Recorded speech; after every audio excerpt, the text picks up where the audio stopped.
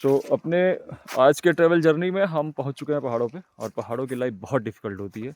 आप ये सोचिए कि ये एक घर वहाँ है, एक घर यहाँ है, एक घर यहाँ है। आपको दिखने में तो कैमरे में नज़दीक दिख रहा है, लेकिन इस घर से उस घर तक अगर मैं एक नॉन पहाड़ी पर्सन को कह दूँ जाने के लिए, तो 1 घंटे से कम नहीं लगेगा उनको। क्योंकि ये चढ़ाइयाँ बहुत मुश्किल होती हैं, इनमें हर आप 100-150 मीटर पे बैठ जाएँगे। और ये ट्रैकिंग करना मुझे बहुत पसंद है।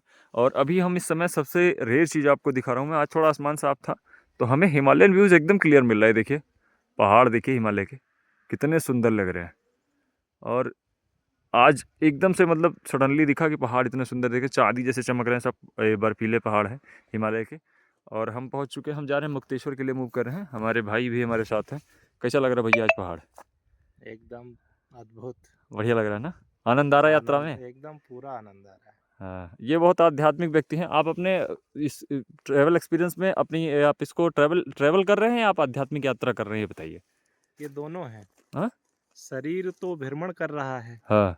और चिंतन जो है, विचार जो है, वो कहीं न कहीं आध्यात्मिक है। अच्छा, तो मतलब आप अपने जो आधुनिक सुख है, आँखों से देख के सुंदरता को, प्राकृतिक सौंदर्य को देखने के बाद जो सुख जी, प्रतीत जी, होता जी। है, वो भी आप इसको ले रहे आप हैं? चाहे ट्रैवल कह लीजिए, चाहे एक आध्यात्मिक यात्रा कह लीजिए। नहीं, जैसे मैं हर बार बहुत लोगों के साथ आया हूँ घूमने, तो जितने लोगों के साथ मैं आता था, वो लोग मोस्टली मुझे क्या करते थे, कोई ब्यूटीफुल व्यू पे ले जाते थे, कहीं कुछ ले जाते थे।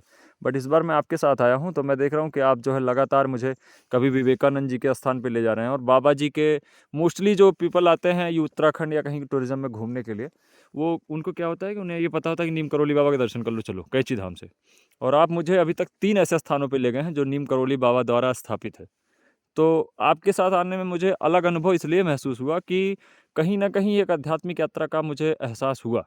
क्योंकि आपने एक रिसर्च टाइप की कर रखी है। आप मुझे 4 जगह ऐसी जगह ले गए जहाँ विवेकानंद जी जा चुके थे। और एक हिसाब से अगर सबसे नवीनतम कहा जाए ओशो के बाद, तो विवेकानंद जी ही थे जिन्होंने कुछ ऐसे तर्क थे उनके पास, कुछ ऐसी शक्तियाँ थीं, इतना अध्यात्म का प्रभाव था कि वो बड़े महान व्यक्तित्व थे। तो आपके साथ मिलके मुझे यात्रा करके बड़ा अच्छा लग रहा है। और कुछ बताना चाहेंगे आप व्यूअर्स को कि अध्यात्म की तरफ युवा बढ़ना चाहे अगर, तो कैसे शुरुआत कर सकता है? एक छोटी-सी शुरुआत बता दीजिए मुझे बस। शुरुआत देखिए, आजकल तो बहुत आसान है। हुँ। अध्यात्म की तरफ जाना बहुत आसान है। हुँ, हुँ। आप थोड़ी-सी भी चाह आपके अंदर अध्यात्म के लिए होगी, तो आप बहुत आसानी से उस नहीं, तरफ जैसे जा मान सकते हैं। लीजिए फॉर बिगिनर्स, मैं मान लीजिए छोटा-बड़ा से पढ़ा अब हूँ। आप ये देखिए, लगभग 100 साल पहले स्वामी विवेकानंद इस क्षेत्र में घूमे थे। हुँ, हुँ, और हुँ। यहीं काकड़ी घाट यहाँ से लगभग 8 से 10 किलोमीटर दूर है। वहाँ पे उनको इस पिंड रूपी शरीर में हुँ, संपूर्ण ब्रह्मांड का अनुभव हुआ था। हुआ था। तो जब वो आए थे तब जैसे घोड़े ये घो आप मुझसे बोल रहे हैं कि इस पिंड रूपी शरीर में संपूर्ण ब्रह्मांड का ज्ञान हुआ था।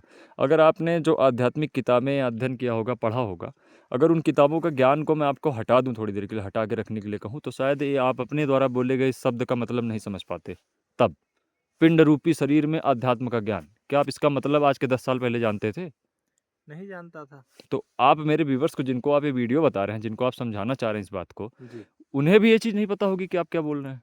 तो आप इसको आसान सा। पिंड मतलब पिंड, एक शरीर को हम पिंड कह रहे हैं। शरीर रूपी पिंड है ये। हाँ।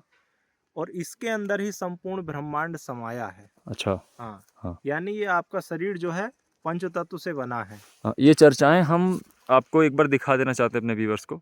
ये चर्चाएँ करने के लिए हम इस जगह पे आए हुए हैं, हिमालय पे। शायद कम ही लोगों ने अपनी आँखों से ऐसा देखा होगा।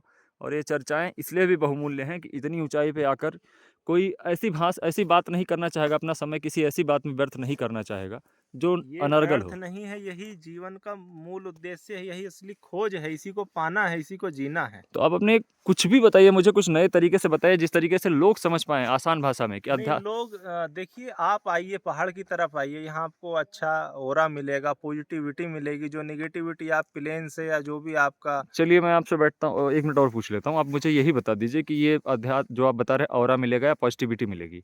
इस जी, चीज़ को आप प्रूव करके बताइए कि कैसे मिलेगी? कैसे आप मानते हैं कि देखिए, पहाड़ों में है? प्रूव ये है हाँ। कि हमारे जो पहाड़ हैं, जी, यहाँ पेड़ों का घनत्व ज़्यादा है, आबादी कम है। जी।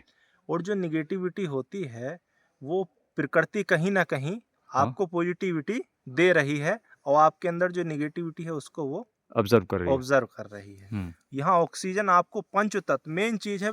जिस पंच तत्व से आपका शरीर बना है, वो पहाड़ में आपको वो शुद्धतम रूप में आपको मिल रहा है। हाँ, हाँ, हवा हाँ। आपको शुद्ध मिल रही है, आकाश एकदम शुद्ध रूप में है, यहाँ पोल्यूशन नहीं है। जब पंचतत्व तो आपको शुद्ध रूप में मिल रहा है तो कहीं ना कहीं आपके जो अंदर का निगेटिविटी है, जो आपके अंदर जो भी कुछ कमियां हैं वो यहाँ भर जाती हैं, पूरी हो जाती हैं। यानी आप संपूर्ण रूप से पूर्णता को प्राप्त करने के लिए पहाड़ की तरफ आते हैं। जी। जो स्वामी विवेकानंद जिस खोज में निकले थे तो उनको मंजिल काकड़ी घाट मिली, ऐसे ही आप भी पहाड़ आएंगे तो कहीं ना कहीं आपकी मंजिल मिल जाएगी। आपको कोई आपकी एनर्जी आपको खोज जैसे लेगी। जैसे स्वामी विवेकानंद के लिए काकड़ी घाट एक अलग स्थान बन गया, ऐसे ही भी आपका स्थान कहीं ना कहीं बन जाएगा। इस पे मैं आपसे एक छोटी सी बात करना चाहता हूँ। आप इस चीज़ को मानते हैं कि आप ही एनर्जी को नहीं खोजते हैं, आपकी एनर्जी भी आपको कहीं न कहीं खोज रही होती है? बिल्कुल। तो वो उनको विवेकानंद जी को वहाँ एनर्जी उनकी एक खोज रही थी। नियत समय पे हाँ, आप वहां पहुंच जाएंगे अपने आप। अपने आप, तो वो क ऊर्जा आपको खींच लेगी। मैं ये मान सकता हूँ कि आपके लिए भी कहीं एनर्जी होगी जो आपको खोज रही होगी? बिल्कुल। आप वहाँ हर पहुँच किसी के लिए है, हर हर किसी किसी के लिए है। आप इस जन्म में खोज लेंगे तो अच्छी बात है, नहीं अगले जन्म, अगले जन्म, अगले जन्म। ये तो यात्रा अनंत की यात्रा है। जी। ये एक दिन की यात्रा, अनंत की यात्रा है। भैया क्या करते हैं आप लोगों को, व्यूअर्स को बताना चाहेंगे? क्योंकि कुछ लोग ऐसी बातें करने पे, आजकल का युवा अगर ऐसी बात किसी समाज में खड़ा होकर कर रहा होता है, तो लोग उसको पागल कहने लगते हैं। आपको भी कहा था लोगों ने कभी? देखिए, लोग क्या कहते हैं क्या नहीं कहते हैं, लोगों का नजरिया। हम लोगों के लिए जीने नहीं आए हैं ना। हाँ, हाँ। खोज अपनी है, दौड़ अपनी है, अपने लिए खोजना है। जी।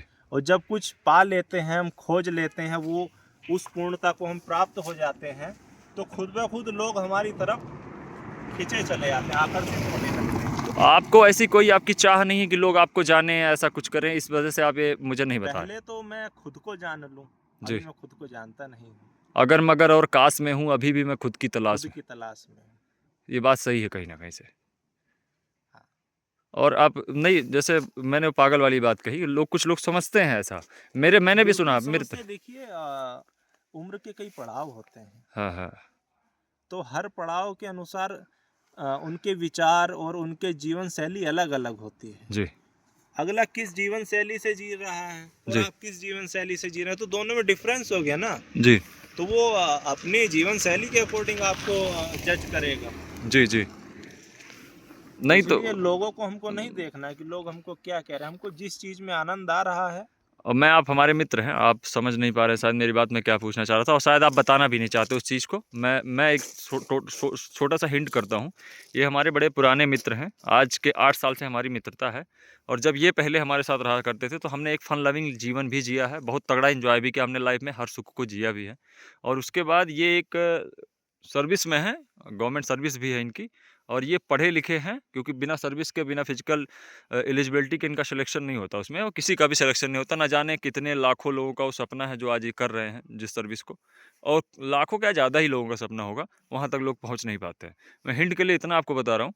और अगर ये उस योग्यता को हासिल करने के बाद, इनकी अच्छी खासी पे आउट सारी चीज़ें होने के बाद, अगर ये अध्यात्म में रुचि रख रहे हैं, इनको जीवन का हर सुख है, इनकी लिविंग लाइफ, अगर आप इनके क्लोज में जाएँगे, मैं इनकी आईडी मेंशन कर दूँगा, आप देख लीजिएगा, तो आप खुद समझ जाएँगे कि बहुत अच्छी लाइफ़ है, ख़राब नहीं है। अगर उस लाइफ़ को ये छोड़ के और अध्यात्म में छोड़ नहीं रहे हैं, उस लाइफ़ में रहते हुए अध्यात्म की तलाश कर रहे हैं, मतलब कि उससे कहीं बेहतर है अध्यात्म, और अगर ये उसकी खोज कर रहे हैं, तो आपको भी करना चाहिए, क्योंकि आप बहुत से लोग ऐसे हैं जो इनके जैसी लाइफ़ भी नहीं जी पा रहे हैं। अगर वो नहीं खोज रहे हैं और ये खोज रहे हैं, तो मुझे लगता है कि ये पा जाएँगे, और आप कभी नहीं पाएँगे, क्योंकि आप कुछ खोज ही नहीं रहे हैं। जब आप खोज नहीं निकलेंगे तो पाएँगे कैसे?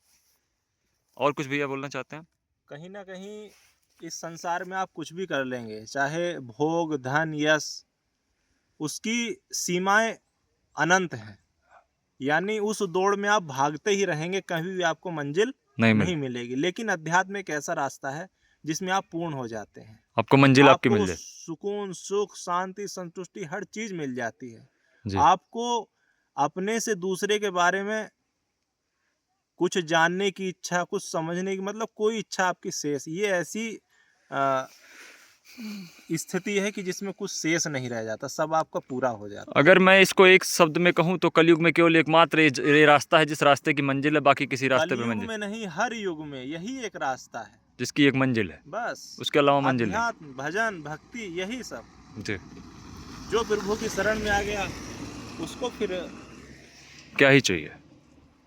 चलिए, जय श्री राम। आपसे बात करके बहुत अच्छा लगा, और युवाओं से मैं कहूँगा कि एक बार अध्यात्म के आ से शुरुआत करिए।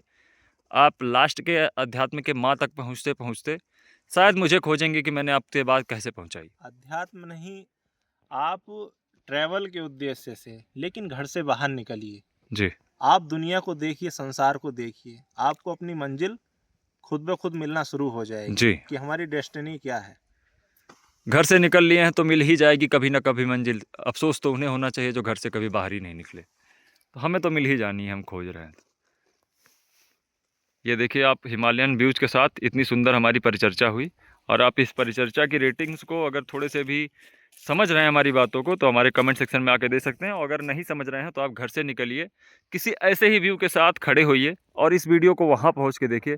आप मुझे एक कमेंट तो मैं मारने के लिए, आपसे कमेंट करने के लिए कह रहा हूँ, लेकिन आप 1000 कमेंट खुद करके जाएंगे कि तुमने क्या बताया था और कहाँ से बताया था। Thank you so much for watching, और मिलते हैं अपने नेक्स्ट वीडियो में। जय Shri Ram. Please do share, like and subscribe my YouTube channel.